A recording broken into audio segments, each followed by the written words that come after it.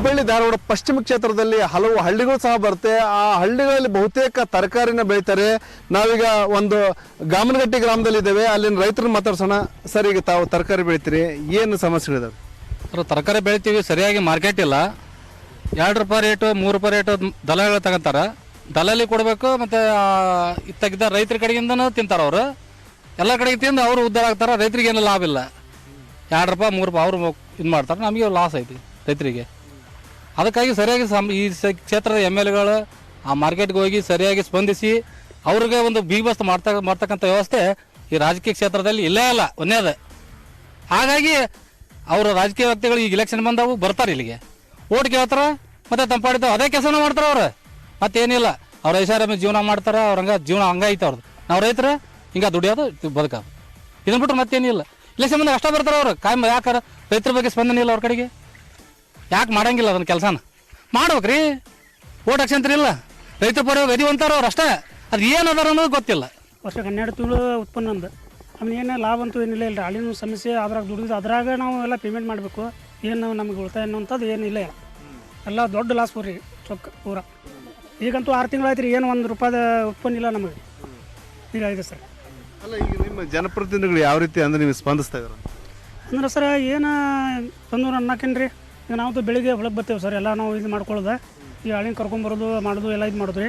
ಇದು ಅಲ್ಲಿ ಮಾರಾಟ ಅಂತೂ ಸರಿಯಾಗಿ ಇಲ್ಲೇ ಇಲ್ಲ ಸರ್. ಈಗ ಅದ್ರಾಗ ನಾವು ಒಟ್ಟು ಸರ್ ಅವ್ರಿಗೆ ಪೇಮೆಂಟ್ ಕೊಟ್ಟು ನಾವು ನಮಗೇನು ಓದ್ತಾ ಇದೆ ಇದು ಮಾಡ್ಕೊಂಡು ಇದು ಮಾಡ್ತಾಯಿದ್ದೀವಿ ಸರ್. ಅಲ್ಲ, ಈಗ ಅಂದ್ರೆ ನಿಮ್ಮ MLA ಯಾವ ರೀತಿ ಅಂದ್ರೆ ಮಾರ್ಕೆಟ್ ಆಗಲಿ ಈ ಥರದ್ದು ಏನು ಮಾಡ್ಲಿಕ್ಕೆ, ರೈತ ಬಜಾರು ಈ ಥರದ್ದು ಏನಾರು ಮಾಡ್ಲಿಕ್ಕೆ ಏನು ವ್ಯವಸ್ಥೆ? ಏನು ವ್ಯವಸ್ಥೆ ಸರ್, ಮತ್ತು ಅವರು ತಿಳ್ಕೊಬೇಕು ರೀ. ಮತ್ತು ನಾವು ಅಂತ ಏನು ಹೇಳಕ್ಕೆ ಬರೋದು ಸರ್. ಒಂದು ವ್ಯವಸ್ಥೆ ಆಗ್ಬೇಕು. ರೈತರು ಅಂಗಡಿ ಅಂತ ಮಾಡ್ಬೇಕು, ಮಧ್ಯವರ್ತಿಗಳು ತೆಗೆದ ಬಿಡ್ಬೇಕ್ರಿ ಅವ್ರನ್ನ. ಅವ್ರು ಬರೀ ತಂದ ಕೆಲಸ ಮಾಡ್ತಾರೆ. ಮಧ್ಯವರ್ತಿಗಳು ಏನು ಮಾಡ್ತಾರೆ ಅಂದ್ರೆ ತಿಂದು ಲಾಭಕ್ಕೋಸ್ಕರ ಮಾಡ್ತಾರೆ, ಅದನ್ನ ಬಿಟ್ರೆ ಮತ್ತೇನಿಲ್ಲ. ಅದು ಈ ಕ್ಷೇತ್ರದ MLAಗಳು ಏನು ಮಾಡ್ತಾವೆ ಅಂದ್ರೆ ಅವ್ರನ್ನೆಲ್ಲ ಸ್ವಲ್ಪ ಬಂದೋಬಸ್ತ್ ಮಾಡಿ ಒಂದು ವ್ಯವಸ್ಥೆ ರೀತಿ ಇಟ್ಟನಪ್ಪ ಅಂದ್ರೆ ರೈತರಿಗೆ ಉತ್ಪನ್ನ ಆಗುತ್ತೆ. 100 ರೂಪಾಯಿದಾಗ 5 ರೂಪಾಯಿ ಇಲ್ಲ ರೈತರಿಗೆ. 5 ರೂಪಾಯಿ ಕಷ್ಟನ ಎಷ್ಟು ದುಡಿಬೇಕಂತ ಅವ್ರಿಗೆ ಗೊತ್ತಿರ್ತೈತೆ ರೈತರಿಗೆ. ಆದ್ರೆ 5 ರೂಪಾಯಿ ಲಾಭ ತಿನ್ನೋರಿಗೆ ಏನೇನು ಗೊತ್ತಿರಂಗಿಲ್ಲ. ಈಗೇನು ತರಕಾರಿ ಬೆಳಿತೀರಮ್ಮ, ನಿಮ್ಗೆ ಯಾವ ರೀತಿ ಲಾಭ ಸಿಗ್ತಾ ಇದೆ? ಏನಾದ್ರು ನಿಮ್ಗೆ ಅಂದ್ರೆ ಲಾಭದಾಯಕ ಆಗೋ ಥರ ಏನಾದ್ರು ಜನಪ್ರತಿನಿಧಿಗಳು ಮಾಡಿದಾರೆ? ಹೆಂಗೆ ಏನಿಲ್ಲ ಸರ್, ಮಾಡೋದೇನ ಅಷ್ಟು ಮುಂಜಾನೆ ಹೊತ್ತು ಮುಟ್ಟ 100 ರೂಪಾಯಿ ಕೂಲಿ ದುಡಿತೀವಿ, ಬರ್ತೀವಿ, ಮಾಡ್ತೀವಿ, ಮನೆಗೆ ಹೋಗ್ತೀವಿ ರೀ. ಅದಕ್ಕೆ ಹೆಚ್ಚಿನ ನಮಗೇನಿಲ್ಲ ರೀ, ಸಹಕಾರ ಏನಿಲ್ಲ ರೀ. ಅಷ್ಟು ಬರೋದು, ಕೂಲಿ ಮಾಡೋದು, ಮನೆಗೆ ಹೋಗ್ಬಿಡೋದು. ಮತ್ತು ನಾವು ಬೇರೆ ಕಡೆ ಏನು ಮಾಡೋಕೆ ಹೋಗಂಗಿಲ್ಲ ರೀ.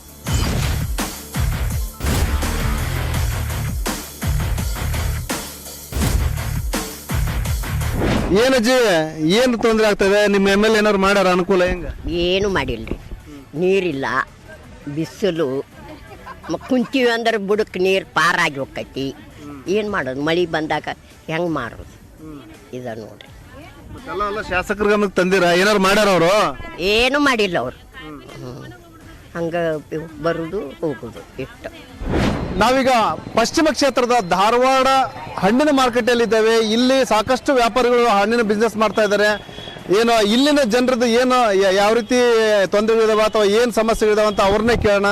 ಸರಿಗೆ ನೀವು ಎಷ್ಟು ವರ್ಷಗಳಾಯ್ತು ಇಲ್ಲಿ ವ್ಯಾಪಾರ ಮಾಡಕತ್ತಿ? ಏನು ತೊಂದರೆ?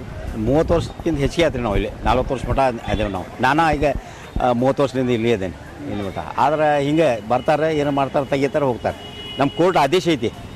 ಏನೈತೆ ಅಂದರೆ ನೀವು ಕೋರ್ಟ್ದಾಗ ನಾವು ಬೇರೆ ಪರಿಹಾರ ವ್ಯವಸ್ಥೆ ಮಾಡೋ ಮಟ್ಟ ನಿಮ್ಗೆ ಎಲ್ಲಿ ಇರ್ತೀವಿ, ಆಮೇಲೆ ನಿಮ್ಗೆ ಶಿಫ್ಟ್ ಮಾಡ್ತೀವಿ ಅವ್ರು ಅಂದು ಹೇಳಿದ್ರು ಮತ್ತೆ ತೆಗೆದು ಬಿಟ್ರು ಅವ್ರು. ನಮ್ಮದು ಅಂದರೆ ನಿಮ್ಮ ಅಂಗಡಿಗಳೆಲ್ಲ ವೆಕೆಟ್ ಮಾಡ್ಸಾರ? ಹೌದು, ವೆಕೆಟ್ ಮಾಡಿಸಿ ಮತ್ತೆ ಕೋರ್ಟಿಗೆ ಹೋದ್ವಿ ನಾವು. ಅದು ಆರ್ಡರ್ ತೊಗೊಂಡು ಮತ್ತೆ ಆಮೇಲೆ ಅಲ್ಲಿ ಬರ್ದು ಅಫಿಡೇಟ್ ಮಾಡಿ ಬರ್ದು ಕೊಟ್ಟು ಬಂದಾರೆ ಕಮಿಷನರ್ ಸಾಹೇಬ್ರು. ನಿಮಗೆ ಪರಿಹಾರ ವ್ಯವಸ್ಥೆ ಮಾಡಿಕೊಡ್ತೀನಿ ಅಂತ ಅಲ್ಲಿ ಮಾಡಿ. ಆದರೂ ಇನ್ನು ಮಟ್ಟ ಏನು ಮಾಡಿಲ್ಲ. ಅಲ್ಲ, ಈಗ ನಿಮ್ಮ ಶಾಸಕರು ಏನು ಬೆಲ್ಲದಿದ್ದಾರೆ, ಏನು ನಿಮ್ಗೆ ಸ್ಪಂದನೆ ಮಾಡಿಲ್ಲ? ಅದು ಅವ್ರ ಕಡೆ ಹೋಗಿ ನಾವು ಕೊಟ್ಟಿವಿ, ನೋಡ್ಬೇಕು ಅವ್ರು ಇಲ್ಲಿ ಆ್ಯಕ್ಷನ್ ತೊಗೊಂಡೇನು ಅಂತ ಹೇಳಿ ಕೊಟ್ಟಾರ ಅವ್ರು. ಇನ್ನು ಮಟ್ಟ ಏನಾಗಿಲ್ಲ, ಆದರೆ ಐತಿ ಕೋರ್ಟಿಂದ ಆರ್ಡರ್ ಐತೆ ನೋಡ್ರಿ. MLA ಸಾಹೇಬರು ಅರವಿಂದ್ ಬೆಲ್ಲದವರು ಈ ಸೂಪರ್ ಮಾರ್ಕೆಟಲ್ಲಿ ಎಲ್ಲ ಅಂಗಡಿಗಳನ್ನು ಒಗೆದಾದ ಮೇಲೆ ನಾವು ಅವ್ರ ಕಡೆ ಹೋದ್ವಿ. ಅವ್ರ ಕಡೆ ಹೋಗಿ ಮನವಿ ಕೊಟ್ವಿ. ಮನವಿ ಕೊಟ್ಟಾಗ ಮಾತ್ರ ಅವರು ನಮ್ಮ ಮನವಿಗೆ ಸ್ಪಂದಿಸಿ ಅಲ್ಲಿ ಎರಡೂ ಹೈಕೋರ್ಟ್ದಿಂದ ಆದಂಥ ಆದೇಶವನ್ನು ನೀವು ಈ ಪರ್ಯಾಯ ವ್ಯವಸ್ಥೆ ಕೊಟ್ಟಿದ್ದಾರೆ, ಅಲ್ಲಿ ನಿಮಗೆ ಶಾಶ್ವತವಾಗಿ ಅಂಗಡಿಗಳನ್ನು ನಿರ್ಮಾಣ ಮಾಡಿ ಕೊಡುವಂಥ ಕೆಲಸ ನಾನು ಮಾಡ್ತೀನಿ ಅಂಥೇಳಿ ನಮ್ಗೆ ಆಶ್ವಾಸನೆಯೂ ಕೊಟ್ಟರು. ಅದೇ ರೀತಿ ಇಲ್ಲಿ ಮೇಲಿನ ಹಣ್ಣಿನ ವ್ಯಾಪಾರಸ್ಥರು 100 ಜನ ಇದ್ದಾರೆ. ಅವ್ರಿಗೂ ಕೂಡ ಅದೇ ಸಂಘದ ಸದಸ್ಯರು ಇರೋದರಿಂದ ಆ 100 ಜನಕ್ಕೂ ಕೂಡ ಅಲ್ಲೇ 100 ಜನ ಒತ್ತಟ್ಟೆ ಒಂದೇ ಕಡೆಗೆ ಇದ್ದು ಅಲ್ಲಿ ವ್ಯಾಪಾರ ಮಾಡಿ ಹೋಗುವಂಥ ವ್ಯವಸ್ಥೆ ಆಗಬೇಕು. ಅದು ಕೂಡ ಅವರು ಮಾಡ್ತಾರೆ ಅನ್ನುವ ನಂಬಿಕೆ ನಮಗಿದೆ. ಶಾಸಕರು ಮುತುವರ್ಜಿ ವಹಿಸಿ ಈ ಕೆಲಸವನ್ನು ಆದಷ್ಟು ಬೇಗನೆ ಮಾಡಲಿ ಅಂಥೇಳಿ ಅವರಲ್ಲಿ ಕೇಳ್ತಾ ಇದ್ದೀನಿ. ಅದು ಸಂಬಂಧಪಟ್ಟ ಎಲ್ಲ ಅಧಿಕಾರಿ ಪರ್ಯಾಯ ವ್ಯವಸ್ಥೆ ಮಾಡಲಿ ಅನ್ನುವಂಥ ಭಾವನೆ ನಮಗೆಲ್ಲ ಇದೆ, ಮಾಡ್ತಾರೆ ಅನ್ನೋ ನಂಬಿಕೆ. ಹುಬ್ಬಳ್ಳಿ ಧಾರವಾಡ ಪಶ್ಚಿಮ ಕ್ಷೇತ್ರದ ಮತದಾರರು ಈಗಿರುವ ಶಾಸಕರ ಮೇಲೆ ಇಟ್ಟುಕೊಂಡಿದ್ದ ನಿರೀಕ್ಷೆ, ಮುಂದೆ ಬರಲಿರುವ ಜನನಾಯಕನ ಮೇಲೆ ಇಟ್ಟುಕೊಂಡಿರುವ ನಿರೀಕ್ಷೆಗಳನ್ನು ಜನಮನ ಮತ ಕಾರ್ಯಕ್ರಮದಲ್ಲಿ ಹಂಚಿಕೊಂಡಿದ್ದಾರೆ. ಮುಂದಿನ ಕಾರ್ಯಕ್ರಮದಲ್ಲಿ ಮತ್ತೊಂದು ಕ್ಷೇತ್ರದೊಂದಿಗೆ ನಿಮ್ಮ ಮುಂದೆ ಬರ್ತೀನಿ. ಅಲ್ಲಿವರೆಗೂ ನೋಡ್ತಾ ಇರಿ ನ್ಯೂಸ್ 18, ಜಾಲ ನಮ್ಮದು, ಬಲ ನಿಮ್ಮದು.